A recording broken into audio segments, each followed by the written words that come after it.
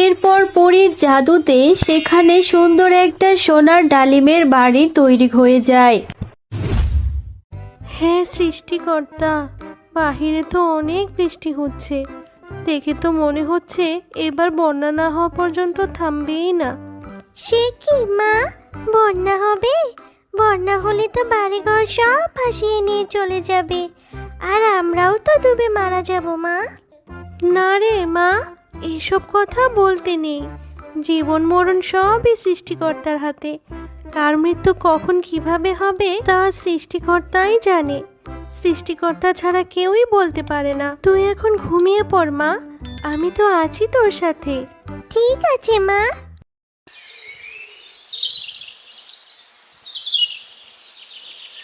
মা, ও মা, উঠে দেখো আমাদের ঘরের ভিতরে কত পানি হয়েছে। আমরা কি এই পানিতে মাছ ধরতে পারবো মা?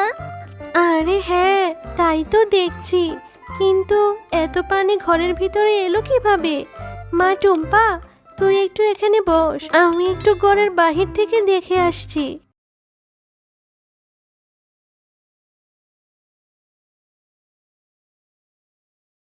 এ কি, বাইরেও তো দেখছি অনেক পানি জমে আছে। তাহলে কি কাল রাতের বৃষ্টিতে বন্যা হয়ে গেছে?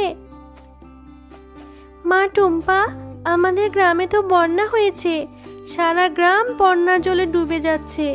এখন আমরা এই পরিস্থিতিতে কি করব? সে কি মা, তাহলে আমাদের এখন কি হবে? আমরা তো এই পানিতে ডুবে মারা যাব মা। না রে মা, তুই দাঁড়া, আমি একটু ভেবে দেখছি কি করা যায়। মা টুম্পা, চল আপাতত আমরা ঘরের চালে আশ্রয় নেই, তারপর দেখা যাবে কি করা যায়।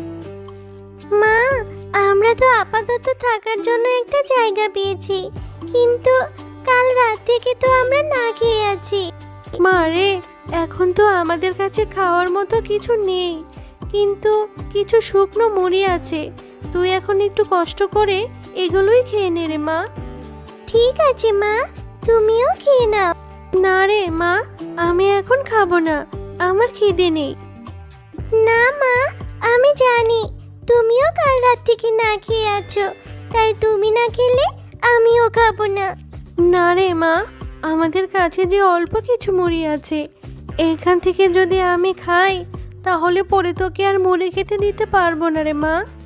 মা, প্রয়োজন হলে আমি পরে না খেয়ে থাকবো, কিন্তু এখন যদি তুমি না খাও তাহলে কিন্তু আমিও খেতে পারবো না মা। ঠিক আছে টুম্পা, এখন আমি খাবো, তুইও খা। দাঁড়া, আমি মুড়িটা বের করছি। মা, ও মা, এই যে দেখো আমাদের এখানে একটা নৌকা ভাসছে। হ্যাঁ রে মা, তাই তো দেখছি। সৃষ্টিকর্তা নিশ্চয় উত্তম পরিকল্পনাকারী। তিনি নিশ্চয় আমাদের এই পরিস্থিতিতে আমাদের সাহায্য করার জন্য এই নৌকাটি পাঠিয়েছে। মা, চলো আমরা এই নৌকা দিয়ে খাবার খুঁজে আনি। মা রে, এই বন্যায় আমাদের মতো সকলেরই অবস্থা, তাই কারো ঘরেই এখন পর্যাপ্ত পরিমাণে খাবার মজুদ নেই। কোথায় খাবার পাবো রে মা? তার চেয়ে চল আমরা বরং এই নৌকাটা নিয়ে অন্য কোনো শুকনো জায়গায় চলে যাই। ঠিক আছে মা, কিন্তু আমরা এখন যাব কোথায়? জানি না রে মা, তবে এখানে তো পানির পরিমাণ বেড়েই চলেছে। কিছুদিনের মধ্যেই তো পানি চাল পর্যন্ত হয়ে যাবে। এই অবস্থায় এখানে থাকার চেয়ে অন্য জায়গায় খুঁজে বের করাই ভালো হবে। হ্যাঁ মা, তুমি ঠিকই বলেছ, চলো আমরা কোনো শুকনো জায়গার খোঁজ করি। তারপর তারা মা ও মেয়ে নৌকাটি ভাসিয়ে দেয়, আর তারা ভাসতে ভাসতে একটি জায়গায় গিয়ে পৌঁছায়। মা, আজ 2 দিন ধরে নৌকায় ভাসছি, তাও তো কোনো শুকনো জায়গার খোঁজ পেলাম না। আর এদিকে ক্ষুধার জ্বালায় পেটটা আমার চলে যাচ্ছে। তুমি কিছু একটা করো মা, কিছু একটা করো। আমি যে আর সইতে পারছি না মা, তা না হলে আমি যে না খেতে পেয়ে মরে যাব। মা রে, আমি যে বড্ড অসহায়, আমি এই অবস্থায় তোকে কোথা থেকে খাবার এনে দেবো রে মা?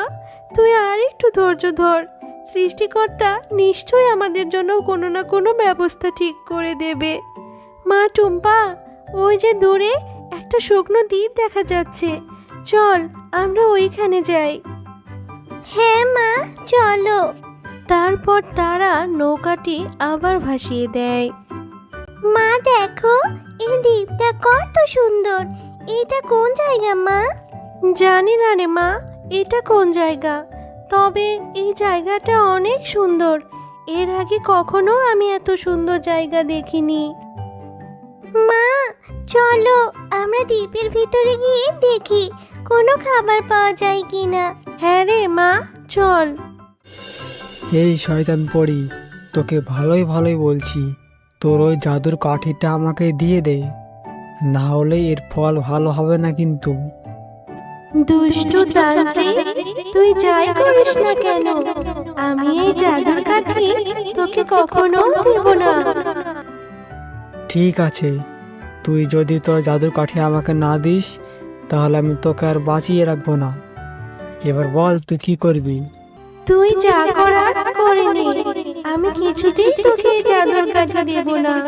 মা ওই যে দেখো, দুষ্ট তান্ত্রিক পরীটাকে আটকে রেখেছে। আমাদের ওই পরীটাকে বাঁচাতে হবে মা। হ্যাঁ রে মা, তুই ঠিকই বলেছিস, আমাদেরকে পরীটাকে বাঁচাতে হবে। তুই দাঁড়া, আমি কিছু একটা করছি।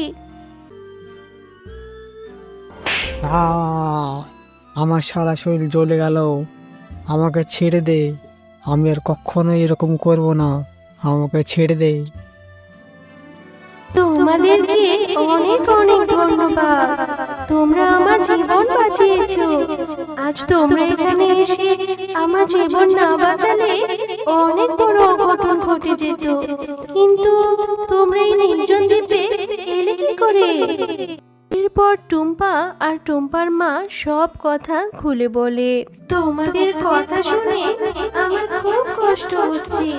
তোমরা যেহেতু আমার জীবন বাঁচিয়েছো, তাই আমিও তোমাদের একটা উপকার করতে চাই।